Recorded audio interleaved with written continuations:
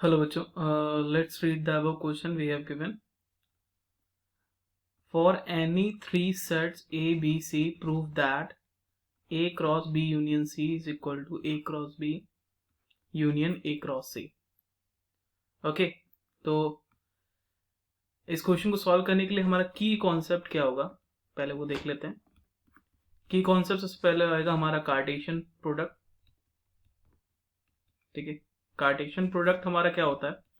अगर हमें दो सेट दिए गए ए एंड बी, ठीक है, और हमें उनका क्रॉस प्रोडक्ट निकालना है, जो कि हमें उनका कार्टेशियन प्रोडक्ट निकालना है, तो वो क्या होता है?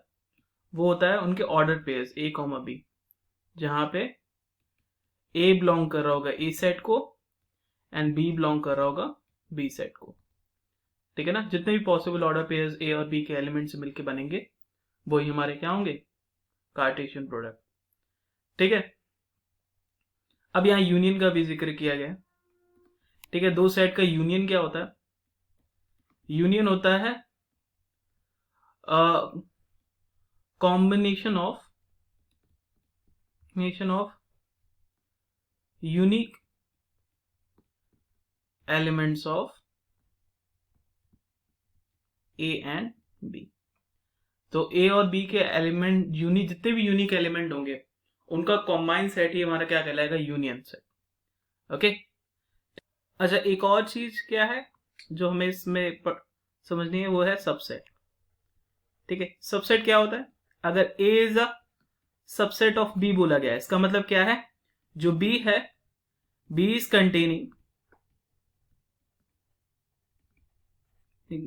Containing all elements of A.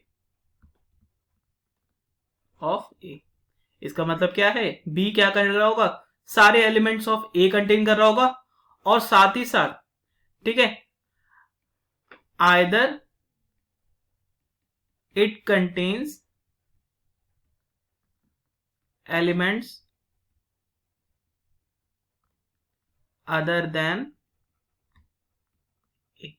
Okay, तो इसका मतलब, कहने का सिंपल सा मतलब ये है कि A is a subset of B हम तभी कहेंगे जब बी सारे एलिमेंट ऑफ ए कंटेन कर रहा होगा, मतलब उसमें ए के तो सारे एलिमेंट होंगे, साथ ही साथ वो क्या करेगा? ए से डिफरेंट एलिमेंट भी कंटेन कर सकता है और नहीं भी।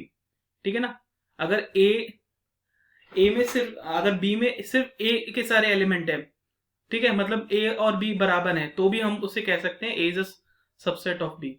ठीक है ना, और या तो उसमें अगर डिफरेंट एलिमेंट भी साथ में ए के साथ ही, तो हम क्या कह सकते हैं? A is a subset of B. ठीक है ना, तो इसी कॉन्सेप्ट को ध्यान में रखते इस क्वेश्चन को सॉल्व करेंगे। तो चलिए सॉल्व करते हैं। तो हमारे पास क्वेश्चन में क्या है? हमारे पास क्वेश्चन में है A cross A B C set है हमारे दिए गए, और A cross B union C is equal to A cross B union A cross C निकालना है। ठीक है, सबसे पहले हम एलएचएस वाला पार्ट लेते हैं हमारा, जो कि है ए क्रॉस बी यूनियन सी। ठीक है ना, इसको लेते हैं। ठीक है, ये क्या है? हमारा कार्टेशियन प्रोडक्ट है। ठीक है, और कार्टेशियन प्रोडक्ट हमें क्या देता है? ऑर्डर पेयर, जो कि हम मान लेते हैं एक्स कॉमा वाई। ठीक है, एज्यूम करते हैं लेट एक्स कॉमा वाई हमारे क्या कर रहे हैं? इसके ऑर्डर, एक सिंगल ऑर्डर पेयर है इसका। ठीक है ना, इसका मतलब क्या है? ये बिलोंग कर रहा होगा ए क्रॉस बी यूनियन सी को। ठीक है, ये बिलोंग कर रहा होगा साफ साफ। ठीक है ना, अगर ये इसको बिलोंग करोगे, इसका मतलब क्या है? हमें इससे पता है कि, हमें ये चीज पता है कि ए क्रॉस बी के इक्वल क्या होता है? वो होता है A comma B, A belongs to A set and B belongs to B set. ठीक है ना, ये हमें पता है।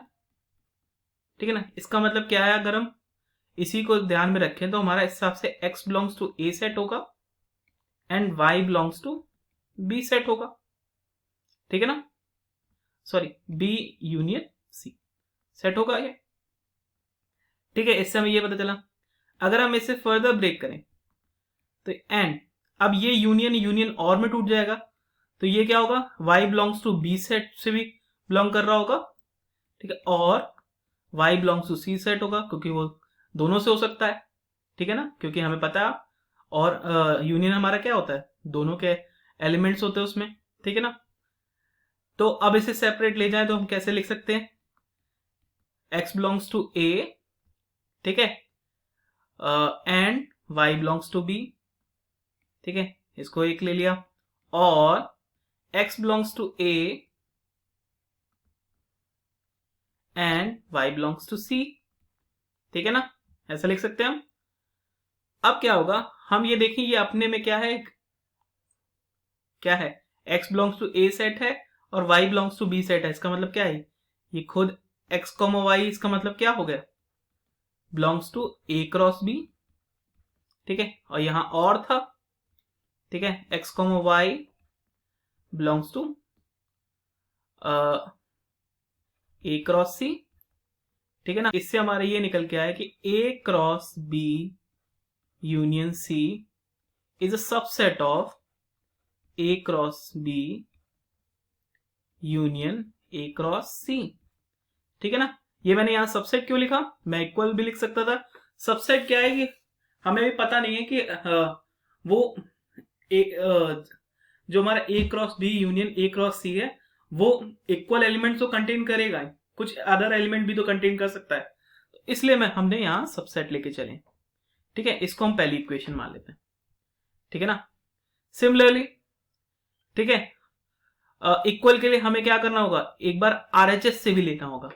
आरएचएस को ले तो वो क्या है, a cross b union a cross c, ये हमारा है, ठीक है।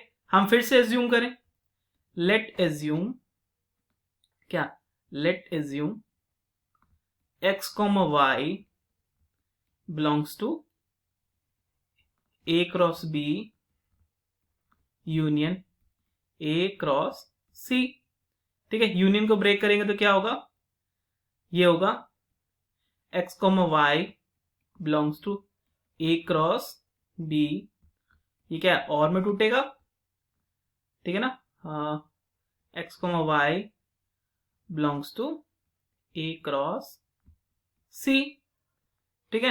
ये क्या आ जाएगा, एंड में आ जाएगा, तो लगाएं x बिलोंग्स टू a आएगा, ठीक है, and y belongs to b आएगा, ठीक है, और ठीक है ऐसे x बिलोंग्स टू a आएगा and y belongs to c आएगा, ठीक है ना। तो अब इसमें कॉमन ले लें तो x बिलोंग्स टू a ये आया हमारे पास, और हमारे पास क्या आया, and y belongs to b और y बिलोंग्स टू c, ठीक है ना, ये आया। और एंड ये क्या हो जाएगा, और को कंबाइन कर दें तो x belongs to a and y belongs to b union c, और इसे कंबाइन करें तो ये क्या हो जाएगा, a cross b union c, ठीक है।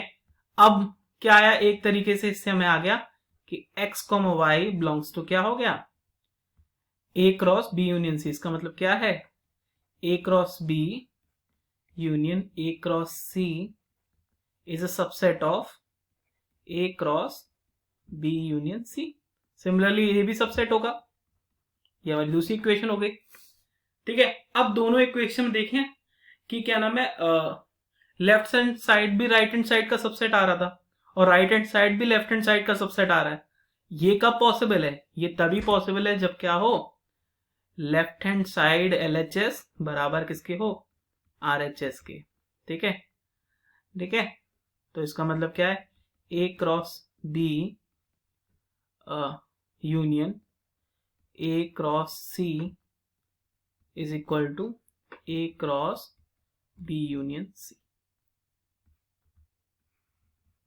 ठीक है। होप आपको समझ में आया होगा।